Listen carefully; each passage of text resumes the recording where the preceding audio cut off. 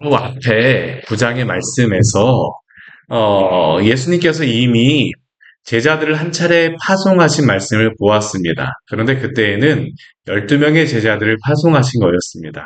오늘 말씀은 70명의 제자들을 파송하세요. 70인의 제자를 파송하십니다. 근데 이 말씀이 우리가 9장과 10장 말씀을 보게 되면요. 9장에서 또 우리가 무엇에 대해서 보았습니까? 예수님이 12명의 제자를 파송하시고 나서 제자도에 대해서 말씀하셨어요. 그래서 23절 말씀 같은 경우에 보게 되면 아무든지 나를 따라오려고는 자기를 부인하고 날마다 제 십자가를 지고 나를 따를 것이니라. 그리고 어제 우리가 주일 말씀에서도 또다시 예수님께서는 제자도에 대하여서 말씀하셨습니다. 말씀하셨어요. 그래서 어떤 사람은 내가 제자가 되겠습니다. 어떤 사람은 나를 따르라. 어떤 사람은 제가 예수님을 따르겠지만만은 제가 가족들에게 허락을 받아야지만 됩니다라고 세 명의 제자들의 그 모습들을 보여주셨었죠. 그리고 나서 예수님을 따르고자 하는 제자들은 손에 쟁기를 들고 뒤를 돌아보지 말아야 된다고 말씀하셨습니다. 그리고 오늘 말씀은 예수님께서 제자들을 보내시는 겁니다. 계속 예수님은 제자들을 훈련시키시고 파송을 하셔서 예수님이 이 땅에 계실 때 제자들을 준비시키십니다.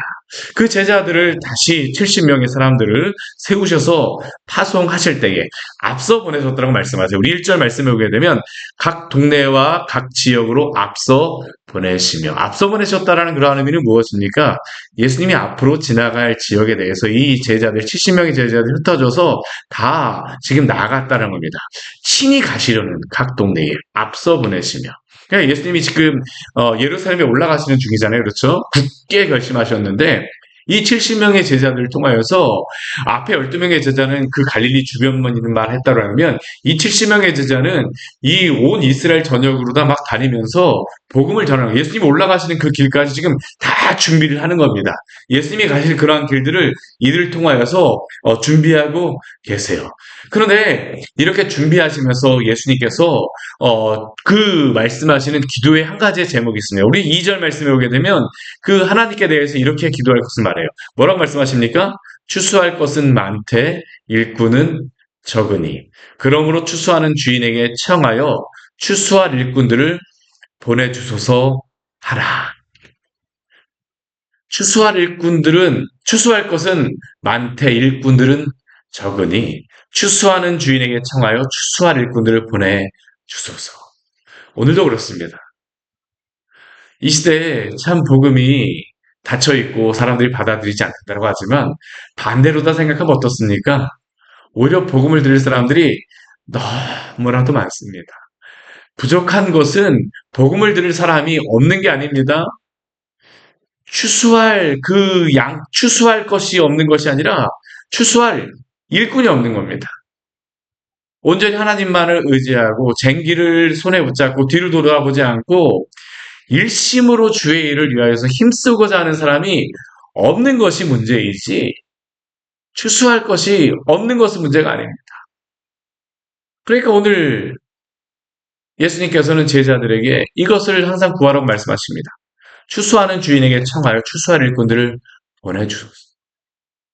추수할 일꾼은 자신이 결단하는 것도 있지만 또 어떻습니까? 하나님이 보내주셔야지만 합니다. 하나님이 세워주셔야만 합니다. 하나님이 세워주시는 사람들.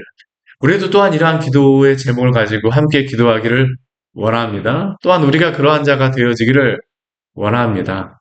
오늘 광교 지역 여러 곳에 가고 정말로 주님의 복음을 전하는 자로 살게 하여 주시옵소서. 우리가 추수할 일꾼으로 서게 하여 주시옵소서. 그런데 이 추수할 일꾼들이 갈 지역은 어떻습니까? 오늘 3절 이후의 말씀을 보게 되면요.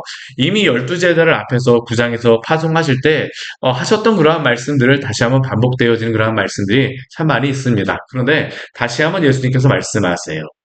그 추수할 일꾼으로서 가면서 갈지어다라고 파송하시죠. 갈지어다. 그런데 그들이 가는 곳은 어떻습니까? 안전한 곳은 아닙니다. 오늘 보십시오. 그들이 가는 곳은 어디냐면 어린 양을 이리 가운데로 보냄과 같도다. 참 이상한 겁니다. 아니, 어린 양이 이리 사이에 가서 살아남을 수가 있습니까? 추수할 일꾼들은 어린 양이고 이리가 가득한 곳에 가라는 겁니다. 물론 그렇다고 해서 안 믿는 사람들이 다 이리라고 하는 것은 아닙니다. 그러나 그 사람들은 어떻습니까? 복음에 대해서 대적하고 별로 그 복음을 호의적으로 받아들이지 않는 그러한 사람. 실제로 이 제자들이 가는 이곳은 굉장히 적대적인 그러한 사람들도 있습니다. 목숨을 담보할 수 없어요. 오늘날에도 복음이 전파되어지는 그러한 곳에 가보게 되면 항상 좋은 환경이 아니죠. 복음을 전파하는 것 때문에 목숨을 잃는 사람들이 아직도 많이 있습니다. 우리나라라던가 뭐 민주주의 같은 경우 그러한 곳에서는 종교가 그 자유롭잖아요. 복음을 전파하는 것이 자유롭지 않습니까? 그러나 많은 전 세계 지역에서는 복음 전하는 것이 목숨을 담보해야만 합니다. 오늘날에도 많은 선교사님들이 여러 가지 위험에 처하기도 하고요. 복음을 전하는 사람들이 실제로 목숨을 잃기도 하고, 뭐, 여러 가지 그러한 그 적대적인 그런 상황 속에서 실제로 다 목숨을 잃고 위협을 당하는 경우가 많습니다. 북한만 봐도 그렇지 않습니까? 어린 양을 이리 가운데로 보낸 것 같도다. 그런데도 불구하고 제자들이 갈 때에 담대할 수 있는 이유가 있습니다. 무엇 때문일까요? 하나님께서 지켜주시기 때문입니다. 보호해 주시기 때문이죠. 오늘 4절 말씀에 보게 되면 예수님께서 이렇게 말씀하십니다. 전대나 배낭이나 신발을 가지지 말며 많은 것 준비해 갖고 복음을 전할 수 없다라는 겁니다. 왜 그렇습니까? 아무리 많은 것 준비해서 간다 할지라도 여러 곳에 다니다 보면 뭐 준비한 것 떨어지기 마련이죠. 근데 그곳에서 어떻게 다닐 수 있습니까? 하나님이 제공해 주시기 때문입니다. 하나님이 제공해 주시기 때문이죠. 오히려 제자들에게 이 추수할 일꾼들에게 그 뒤에 말씀은 뭐라고 말씀합니까? 길에서 아무에게나 문안하지 말라라고 말씀하십니다. 인사하게 되면 뭐 사람들에게 좋은 것이지만 여기서는 예수님께서 길에서 아무에게나 문안하지 말라라고 말씀하세요. 왜 그러시겠습니까? 파송하는 그러한 지역에 가라는 겁니다. 어, 가다가 뭐 정신사납게 이곳저곳에 다 신경 쓰다 보면 어떻습니까? 할 일을 하지 못합니다. 아무에게나 무난하지 말며 하나님이 주신 그 사명, 하나님이 주기로 한 일에 대해서 집중하라는 것이죠. 그리고 그곳에 가서는 무엇을 전파해야 될까요? 복음 전하는 자들이 준비해 가서 무엇을 전하는 게 아닙니다. 오늘 5절 말씀 같이 한번 읽어보겠습니다. 어느 집에 들어가든지 먼저 말하되 이 집이 평안할지어다 하라. 복음 전하는 사람들은 어떤 사람입니까? 평안을 전하는 사람임을 기억하시기를 바랍니다. 예수님이 부활하시고 난 다음에도 첫 번째로 하시는 그러한 말씀이 무엇입니까? 너희에게 평안이 있을지어다. 참된 평안은 누구로부터 옵니까? 주님으로부터 오는 것입니다. 제자들이 전하는 것은 무엇일까요? 주 예수 그리스도로부터 오는 그 평안이 있을 것을 전파하라는 것이죠. 이 집에 샬롬이 있을지어다. 평안이 있을지어다. 그리고 그곳에서 또 무엇을 말하라고 하시냐면 우리 9절 말씀에 보게 되면 또 이렇게 말씀하세요. 우리 9절 말씀 같이 읽겠습니다. 거기 있는 병자들을 고치고 또 말하기를 하나님의 나라가 너희에게 가까이 왔다 하라. 하나님의 나라가 가까이 왔다. 하나님의 나라가 가까이 왔다. 우리 마태복음 말씀에 보게 되면 세례 요한이 전파하는 첫 번째 설교도 무엇입니까? 회개하라, 천국이 가까이 왔느니라. 예수님이 첫 번째 하셨던 그러한 설교도 무엇입니까? 회개하라, 천국이 가까이 왔느니라. 제자들에게도 전파하라고 말씀하신 것이 무엇입니까? 하나님의 나라가 너희에게 가까이 왔다. 한 번만 말씀하시는 게 아니에요. 너희에게 평안이 있을지어다 선포하고요. 하나님의 나라가 가까이 왔다라고 선포하라고 하고 이 하나님의 나라가 가까이 왔다라는 것은 한 번만 말씀하시는 것이 아니라 그 뒤에 말씀에도 보게 되면 하나님의 나라가 가까이 왔다라고 하는 것을 반복적으로 말씀하십니다. 하나님의 나라가 가까이 왔다. 하나님의 나라가 가까이 왔다. 우리 11절 말씀에도 그렇게 말씀하시죠. 그러나 하나님의 나라가 가까이 온 줄을 알라 하라. 하나님의 나라는 무엇입니까? 하나님의 통치가 이루어지는 것입니다. 주 예수 그리스도를 통하여서 통치가 이루어지는 그 나라가 왔다라고 선포하라는 겁니다. 선포하라. 오늘도 우리가 담대하게 전해야 될 것은 무엇입니까? 하나님의 나라를 전파하는 것입니다. 하나님의 나라를 전파하는 것입니다. 우리가 성경 말씀을 보게 되면요. 요즘에 그 통전적인 성경 읽기를 우리가 하고 있는데 성경의 주제 가운데 아주 중요한 주제가 무엇입니까? 하나님의 나라입니다. 하나님의 나라. 하나님의 나라. 계속적으로 성경은 우리에게 무엇을 이야기하냐면요. 하나님의 나라가 선포되어지고 확장되어지는 것을 말하고 있는 겁니다. 에덴 동산의 그러한 부분도 하나님이 천지를 창조하신 것도 하나님의 나라를 이루어 가신 것입니다. 에덴 동산을 만드신 것도 무엇입니까? 하나님의 나라가 선포되어지는 것을 보여주시는 것이죠. 죄악이 가득 찼습니다. 그 가운데서 하나님의 백성들을 택하신 이유가 무엇입니까? 하나님의 나라의 백성들, 하나님의 나라를 이루어 가시는 것입니다. 그 나라는 누구를 통해서 이루어질까요? 예수 그리스도를 통해서 이루어집니다. 그리고 교회를 통해서 하나님의 나라는 확장되어지게 되어지죠. 구약의 말씀도 하나님의 나라를 말씀하고 있습니다. 오늘 예수님도 이 제자들에게 말씀하신 것이 하나님의 나라가 가까이 왔다. 이것을 전파하는 겁니다. 우리가 복음을 전하는 것도 무엇입니까? 하나님의 나라를 확장하기 위하여서 우리가 그러한 일들을 감당하는 것이죠. 하나님의 나라가 임하였습니다. 하나님의 나라의 백성으로서 그 주님의 일들을 감당하시기를 바랍니다. 오늘 우리에게 주신 그러한 사명입니다. 오늘 그런데 제자들에게 또 말씀하시는 것이 있어요. 우리 7절부터 우리 10절까지의 말씀을 보게 되면 제자들에게 아까 준비해서 가지 말라라고 이야기하지만 또 한 가지 말하는 것은 무엇이냐면 어떠한 집에서 받아주게 되면요.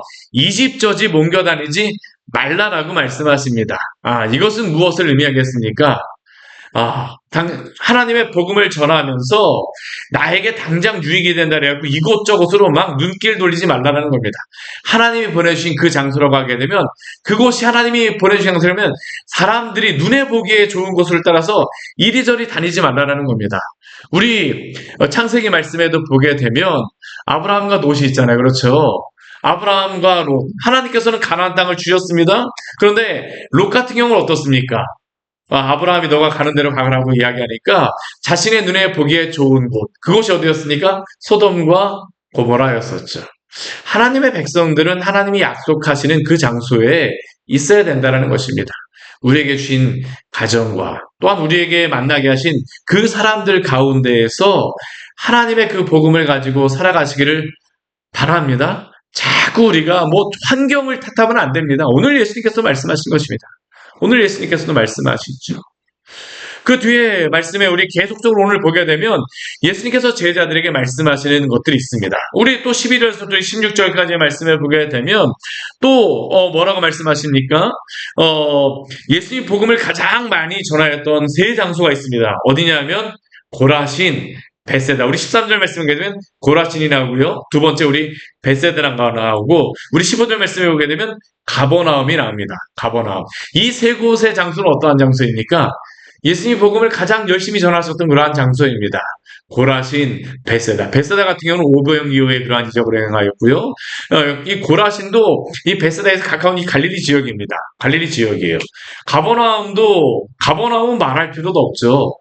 예수님의 어떠한 복음의 전초기지와 같은 그러한 장소였었는데 그런데 예수님이 이렇게 열심히 전하였음에도 불구하고 많은 사람들이 어떻습니까? 회개하지 않았습니다. 회개하지 않았어요. 그래서 예수님께서 고라신을 향해서 화 있을진저라고 말씀하시죠. 또 베세다를 향해서도 화 있을진저라고 말씀하십니다. 가버나움을 향해서도 음부에까지 낮아진다라고 말씀하십니다. 우리가 복음을 전한다고 해서 다 받아들이는 것은 아닙니다. 다 받아들이는 것은 아니에요. 그러나 어떻습니까?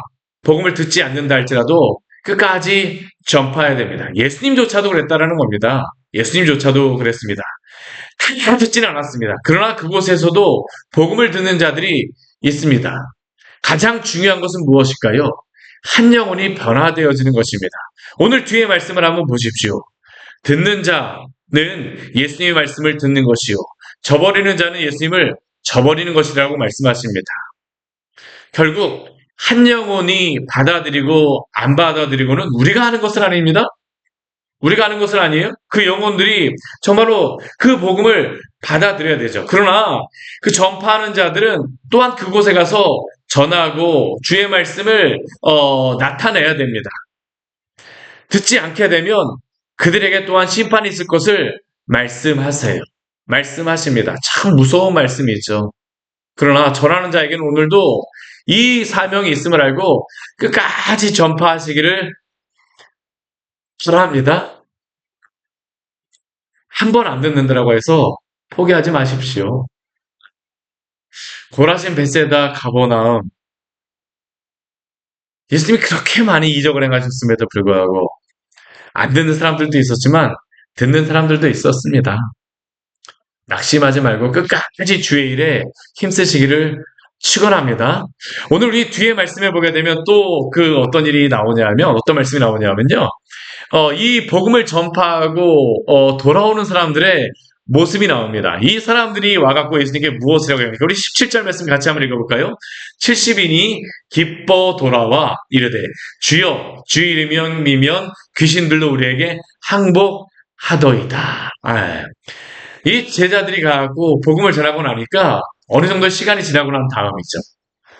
그 사람들이 굉장히 기뻐서 돌아왔습니다. 귀신들도 항복하는 일들이 있었습니다. 얼마나 기뻤겠습니까? 12명의 제자들을 통해서도 이런 일이 일었었지만 이 70명의 사람들을 통하여서도 하나님의 복음이 전파되는 일들이 일어난 겁니다. 근데 오늘 그 뒤에 말씀해 보게 되면 예수님께서 그들이 참으로 다 기뻐해야 될 것이 무엇인가를 말씀하여 주십니다. 그것이 무엇입니까? 우리 20절 말씀해 보게 되면 이렇게 말씀하세요. 우리 20절 말씀 같이 읽겠습니다. 그러나 귀신들이 너에게 항복하는 것으로 기뻐하지 말고 너희 이름이 하늘에 기록된 것으로 기뻐하라 하시니라. 아멘. 복음을 전파하는 자들 또 이 일에 대하여서 가장 우리가 기뻐해야 될 것이 무엇입니까? 우리가 영혼이 돌아오는 것도 중요하지만 또한 우리의 이름이 하늘에 먼저 기록되어진 것으로 인해서 기뻐하시기를 바랍니다. 복음을 전하는 사람들에게 있는 가장 큰 기쁨이 무엇이냐면요. 내가 그 복음 안에 살아간다라는 것이 가장 기쁩니다. 성경 공부하게 되면요. 성경을 인도하는 사람들에게 가장 좋은 유익이 무엇인지 아십니까? 사실은 전하는 사람들이 가장 많이 배우게 됩니다. 전도도 그렇습니다. 전도를 하게 되면요. 우리에게 힘이 납니다. 힘이 나요. 왜요? 내가 하나님의 복음을 전하였기 때문이죠. 오늘 예수님께서 말씀하십니다. 너희가 그 복음을 전파하는 것으로서 많은 영혼들이 돌아오는 것도 기뻐하지만 너희가 또한 너희의 이름이 하늘에 기록된 것으로 기뻐하라. 그래서 앞에 우리 말씀해 보게 되면 하나님의 나라가 확장되어진다라고 말씀하셨어요. 하나님의 나라가 확장되어진다라고 말씀하셨는데 근데 하나님의 나라가 확장되어진다라는 것은 무엇입니까? 오늘 18절과 19절 말씀해 보게 되면 이러한 말씀을 하십니다. 사탄이 하늘로부터 번개같이 떨어지는 것을 내가 보았노라. 우리 19절 말씀을 하게 되면 뱀과 정갈을 받는다라고 말씀하십니다. 원수의 모든 능력을 제어할 권능을 주었으니 너희를 해칠 자가 결코 없으리라고 말씀하십니다. 하나님의 나라, 복음을 전파하게 되면 어떤 일이 벌어지게 되냐면 하나님의 나라의 백성들이 들어오게 되면 사탄의 그러한 권세들은 망한다라는 것을 보여주고 있죠. 복음이 전파되어지면 하늘에서 어떻습니까? 사탄의 그 권세가 그 사탄의 하늘로부터 떨어지는 일들이 벌어진다라고 오늘 예수님께서는 말씀하십니다. 왜요? 복음 전파되어지는 것을 통해서 하나님의 백성들이 돌아오기 때문입니다. 사탄의 권세에 매여 있던 자들이 주님께로 돌아옵니다. 하나님의 나라가 바로 이게 확장되어지는 모습이죠. 뱀과 정갈을 밟는 일들이 그곳에서 일어나게 되어집니다. 오늘도 우리를 통하여서 이러한 일을 이루기를 원하시는 것을 믿으시기를 바랍니다. 오늘 하루 그렇게 하나님의 백성으로 또한 하나님의 제자로서 이러한 일들을 행하시며 살아가시기를 축원합니다. 이 일을 감당하는 사람들에게 하나님의 이름이 그 백성의 이름이 하늘에 기록되어졌다라고 우리에게 말씀하십니다. 이 복음을 전파하고 결과는 누구에게 있습니까? 하나님께 있습니다. 우리가 전하는 것은 아닙니다. 우리 21절부터 24절까지의 말씀에 보게 되면 여기서 말씀하신 것은 하나입니다.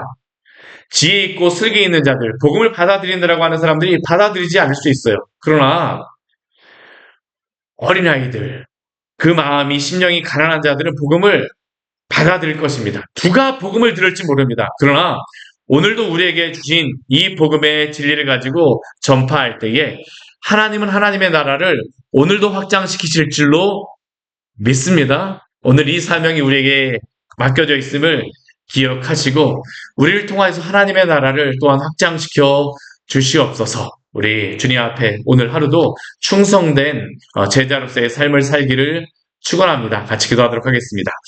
하나님 아버지, 오늘 누가복음 10장의 말씀을 통하여서 제자들 또한 70명의 사람들을 세우시고 복음을 전파하게 하신 말씀을 우리에게 보여주셔서 감사합니다. 이 70명의 사람들이 주님이 가실 그곳을 먼저 가서 준비하는 그러한 일들을 감당하였습니다. 주님이 가실 그곳입니다. 오늘 우리도 주님께서 우리의 가정에 우리를 파송하셨고 또한 우리의 직장과 우리가 일하는 곳에 또 우리가 만나는 모든 사람 가운데 우리를 파송하신 줄 믿습니다.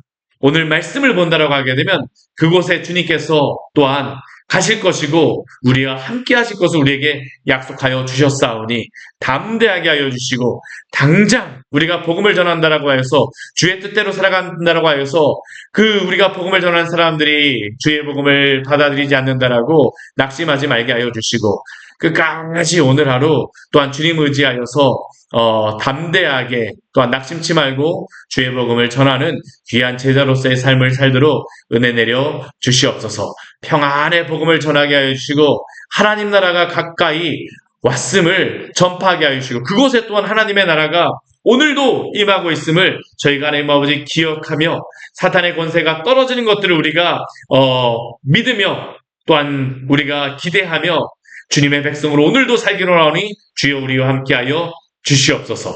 예수님 이름으로 기도드립니다. 아멘. 오늘 말씀 같이 기억하시면서 기도하며 나가도록 하겠습니다.